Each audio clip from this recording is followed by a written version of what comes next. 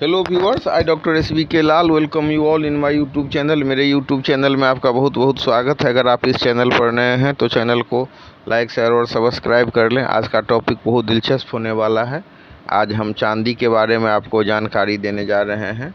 इसमें जो ऐतिहासिक रूप से चांदी के बारे में जो कैसे ईसा पूर्व 3000 ईस्वी में इसका उपयोग किया गया था, इसका खनन सबसे पहले किया गया था, उससे लेकर के आज जो यूज हो रहा है, चाहे वो फोटो सेल में हो, चाहे स्पेस क्राफ्ट में, अंतरिक्षयान में, तो सारे बातों की हम चर्चा करेंगे। तो इसके लिए ज़रूरी है कि शुरू से अंत तक आप वीडियो को देखें, और अगर आपको वीडियो पसंद आए तो चैनल को लाइक शेयर और सब्सक्राइब कर लें, ताकि विविध विषयों से संबंधित जो फैक्ट और फिगर से संबंधित जो जानकारी है उसका नोटिफिकेशन आप तक पहुँचे।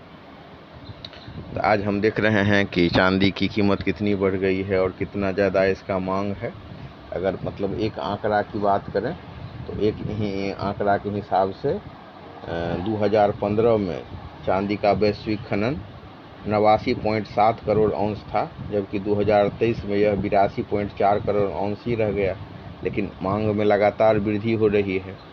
आज आपको चांदी का बर्तन हो या फोटोग्राफी हो या कॉइन्स बार्स में निवेश हो, औद्योगिक इस्तेमाल की बात करें या आभूषण में, या फिर मॉडर्न जो टेक्नोलॉजी है, 5G technology, air conditioner, water filter, solar panel, electric car, सारे जगह हम देख रहे हैं कि ये चांदी का उपयोग हो रहा है और इसका कोई विकल्प नहीं है। आप देख सकते हैं कि स्पेसक्राफ्ट में चांदी का उपयोग क्यों शुरू हो गया। 4 मई 1989 को अमेरिकी अंतरिक्ष एजेंसी नासा ने शुक्र ग्रह की सतह पर एक अंतरिक्षयान भेजा, और जो अंतरिक्षयान लॉन्च हुआ था वहाँ वो 5 माह तक सक्रिय रहा। क्यों रहा? क्योंकि जो प्रकाश की किरणों को रिफ्लेक्ट करने का गुण चांदी में बहुत अधिक होता है, और ये शुक्र ग्रह पर जो शुक्र ग्रह की सतह के लिए जो मैपिंग के लिए जो मैगेलन स्पेसक्राफ्ट भेजा गया था, उस पर चांदी का कलय किया हुआ था, और इससे इतना अधिक फ़ायदा हुआ, सोलर रेडिएशन से ये बचा रहा।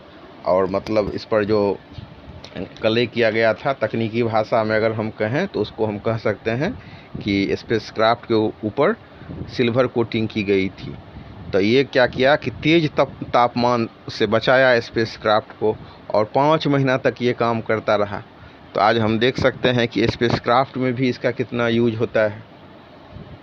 अब हम चर्चा कर लेते हैं थोड़ी सी कि मतलब इसके इतिहास की। तो एक इंस्टीट्यूट है द सिल्वर इंस्टीट्यूट, तो उसके हिसाब से चांदी का खनन सबसे पहले एंटोलिया में हुआ था। आज इसी एंटोलिया को आज हम आधुनिक रूप में तुर्की के नाम से जानते हैं। तो ये कब हुआ था? तो ईसा पूर्व 3000 में किया गया था, यानी कि 3000 ईस्वी पूर्व में एंटोलिया नामक जगह पर चांदी का सबसे पहले खनन किया गया।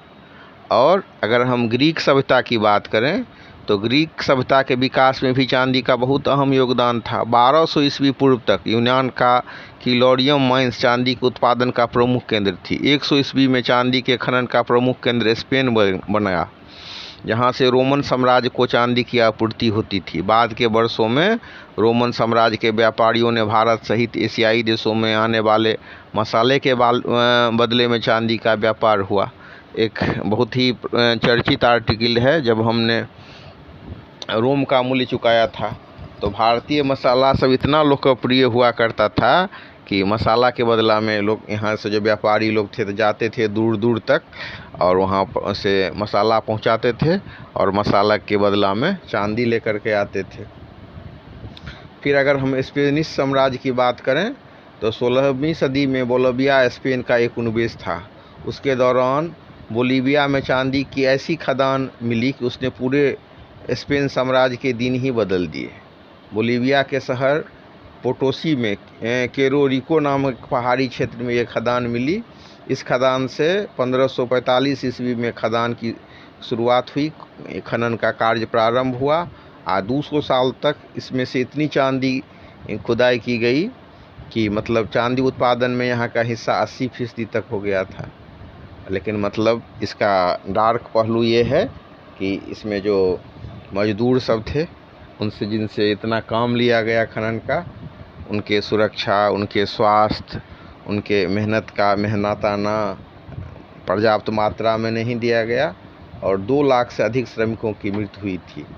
तो मतलब पोटोसी जो साम्राज्य है, इस नाम से इतिहास में बहुत मतलब लेबर के हिसाब से अगर देखें तो बहुत कलंकित यहाँ ये रहा है, और अगर मतलब स्पेन के हिसाब से देखें तो बहुत गौरवमय इतिहास रहा है।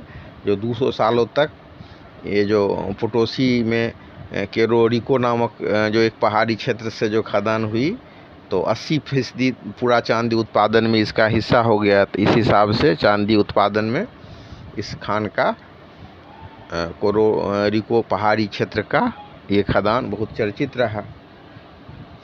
अब हम चर्चा करते हैं कि सिनेमा में भी एक शब्द यूज होता है, सिल्वर स्क्रीन।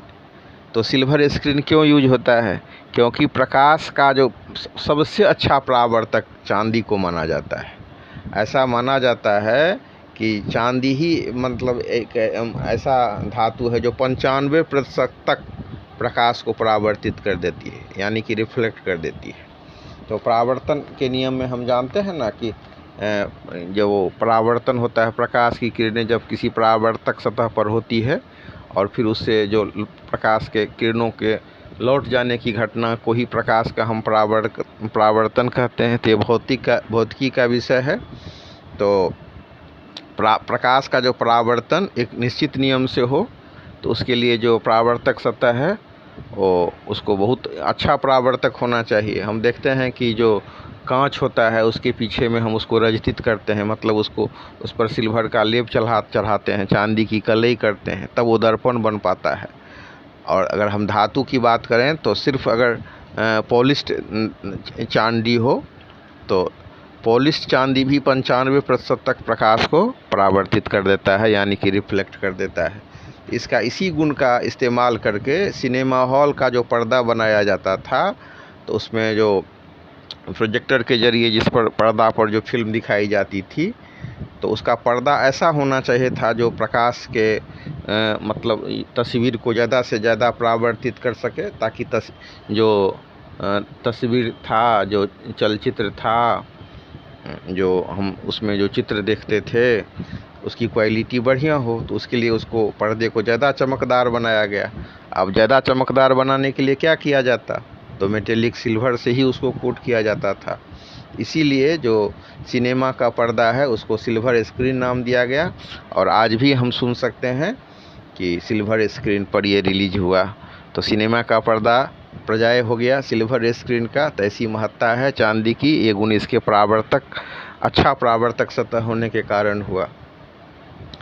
और वर्तमान में अगर हम देखें तो देख सकते हैं कि माने electric car, battery, solar power, solar panels, 5G technology, सब में ज़्यादा चांदी की खपत हो रही है। और इसके मांग में 7 से 8% की बढ़ोतरी भी हो रही है। तो मांग जितना माने खनन हो रहा है चांदी का, उससे ज़्यादा इसमें इसका जितना उसका मांग है उससे कम ही इसका खनन हो रहा है। और आज हम देख सकते हैं कि चीन कितना ज़्यादा चांदी में पर निवेश कर रहा है। और अगर हम दुनिया भर की बात करें तो मेक्सिको की जो फ्रांसनिलो कंपनी है, दुनिया की सबसे बड़ी चांदी उत्पादक कंपनी है। इसने 2023 में 5.35 करोड़ औंस का उत्पादन किया था। और अगर हम भारत की बात करें तो भारत में वेदांता ग्रुप की कंपनी हिंदुस्तान जिंक लिमिटेड चांदी उत्पादन में दुनिया की तीसरे सबसे बड़ी कंपनी में एक है। तीसरी सबसे बड़ी चांदी उत्पादक कंपनी में शुमार है, इसकी गिनती होती है।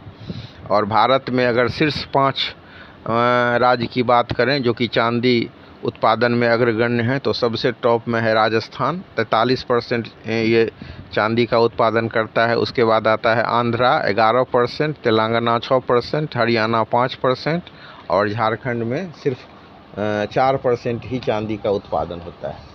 और अगर हम देश की बात करें तो सबसे टॉप में है मेक्सिको, उसके बाद है चीन, उसके बाद है पेरू, उसके बाद चिली और उसके बाद पोलैंड शीर्ष चांदी उत्पादक देशों में शुमार है। तो इस तरह से हम देख सकते हैं कि ये प्राचीन समय में जो भारतीय लोग थे वो जाते थे व्यापार करने के लिए, तो भारत आती थी चांदी मसाले के कारोबार से। वे यहाँ से मसाला लेकर के जाते थे और चांदी लेकर के लौटते थे। 1942 में कोलंबस द्वारा अमेरिका की खोज करने के बाद बोलिविया मेक्सिको में विशालकाय चांदी की खदानें मिली और इस तरह से चांदी की शुरुआत माने यात्रा बढ़ती गई और आज हम देख सकते हैं कि ढेर सारे उद्योग में इसका उपयोग हो रहा है।